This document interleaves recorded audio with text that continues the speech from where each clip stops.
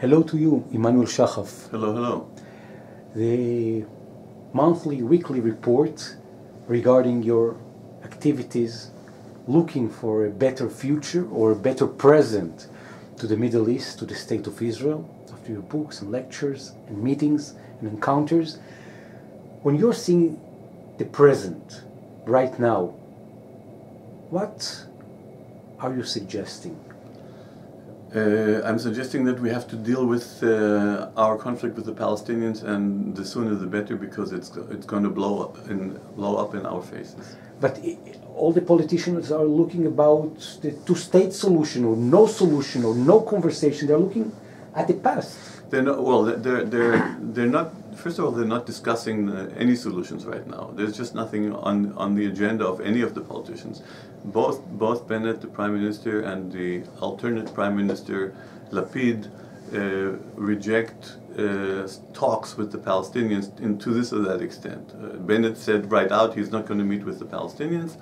Lapid said he won't meet with them, and he then qualified that he meant actually he won't meet with them behind the back of his coalition partners, but who thought he would. It's very strange when politicians close doors. It's a sign of fear, of apprehension that they can't deal with it, and it's the most important thing in our daily life. Okay, we come across problems every day which are part of the conflict, like, for example, now the legislation of the citizenship law, which is a very, very problematic law which the government needs to legislate in order to resolve certain issues. And this is a law which is directly connected to the conflict, because it talks about giving citizenship to Palestinian partners of Israeli citizens. And it's dangerous, according to your perspective. According to the, yes, and according to the government, they want to prevent giving citizenship to Palestinians at a scale which is not reasonable in a democracy. And then, you know, we have.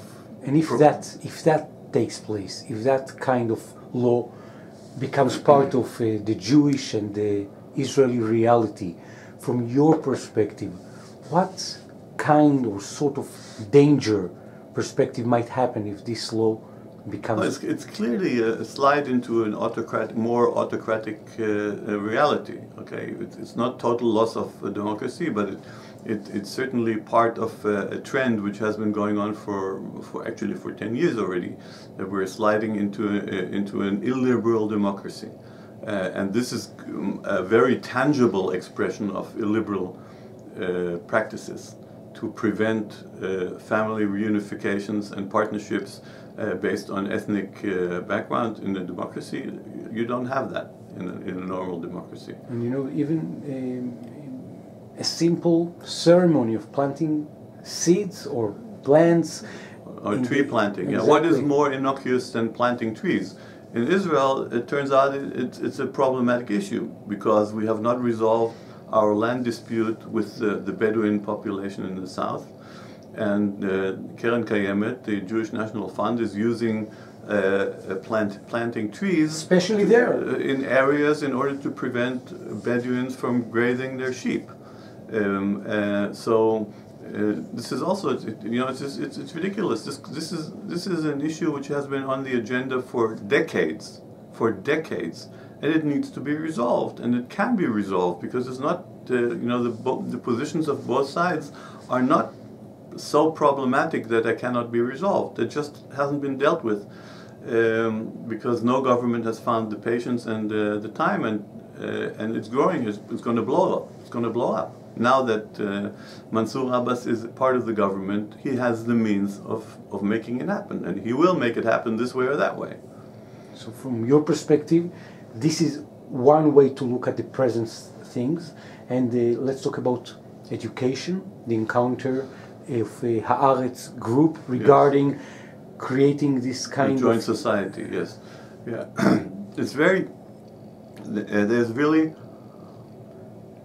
no policy or no clear policy to promote the joint living in Israel, joint living of Arabs, Palestinians, and Jews in the same area. Values of democracy, values of democracy and equality are not being taught, to the extent that the budget for democratic teaching or citizenship teaching has gone down from 45 million shekels to 5 million shekels in a period of 10 years, and at the same time the educating for Jewish identity has gone up from 45 million to 1,420 million. Okay, so we know where this is going. This is quite clear that Israel is educating its people, its Jews to be Jewish and not to be Israeli.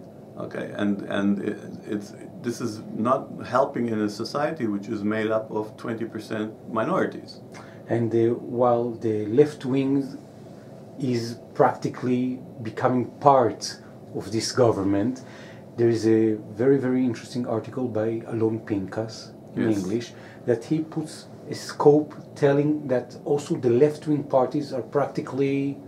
They've abandoned the peace process. They have totally abandoned the peace process. They have abandoned it. They are at a loss. They keep talking about the two-state solution, but they don't talk about it at all, both in fear of maybe harming the government, which is an issue, but also because they don't have any ideas. They're out of ideas. They've painted themselves into a corner. They know that two states is very unlikely to happen. They're very reluctant to change the paradigm to a one-state paradigm, but they won't have a choice, or they'll be out for good. So practically, what you're emphasizing that also the left-wing parties that are part of the government after so many years, they became part of not talking about any kind of peace solution. Yes, absolutely. So the only parties which should have an avid interest in promoting peace and a peaceful solution stop talking about it altogether. And there is kind of encounter that was postponed with an agenda about what can be kind of peace solutions, and you're seeing this agenda. Yeah, solutions are not on the agenda. There's a get-together by the Israeli peace NGOs, which was scheduled for January and was moved to March. I saw the program. It talks about peace and peace and peace and peace, but nothing about any practical solution, which is ridiculous, as if there aren't any. Let's talk about the practical solution that you are emphasizing, the one state. The hybrid federation. one state. I like to call it hybrid one state because Gaza is not part of the political solution, but as you may know, we promote a federation as an alternative, federation between the Jordan River and the sea, not including the Gaza Strip for demographic reasons. And that will hopefully find more solid ground in the coming weeks and months.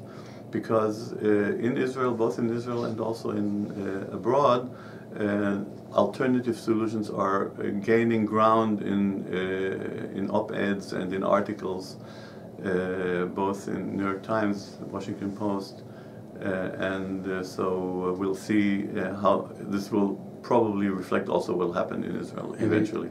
And there is a very, very interesting article published in Israel that reflects the ideas, the written ones, the known ones by the leader of the Likud, Menachem Begin. Yes, it turns out Begin, in an article by Professor Shlomo Zand, he reminds us that Menachem Begin in the late 70s and early 80s of the previous century, he was in favor of autonomy for the Palestinians. He was in favor of citizenship for the Palestinians with certain guidelines, but nevertheless, he was clearly a Democrat, and he even had proposals for resolving the refugee issue to this extent or that extent. All things that the left isn't even talking about today. So it's amazing how far we have come and how far we still have to go to get this going. And you're talking about how far we have to go. There is a saying that you've mentioned that you've heard a few minutes before we started. A very nice saying which says that it's very difficult, if not impossible, to predict the future, but it's not really necessary because most people live in the past and all you have to do is recognize the present and be the first one to do that, and you're in business. So let's talk about the present and recognize what is really happening. What's really happening. And what's really happening is that we have to change, we have to deal with conflict, and we have to deal with it head on, and the earlier the better. Emanuel Shahaf, people that are watching us and want to be part of the community and want to respond respectfully over Facebook? Facebook Federation Movement. Federation Movement. Yes. Emanuel Shahaf, I want to thank you very much. Thank you.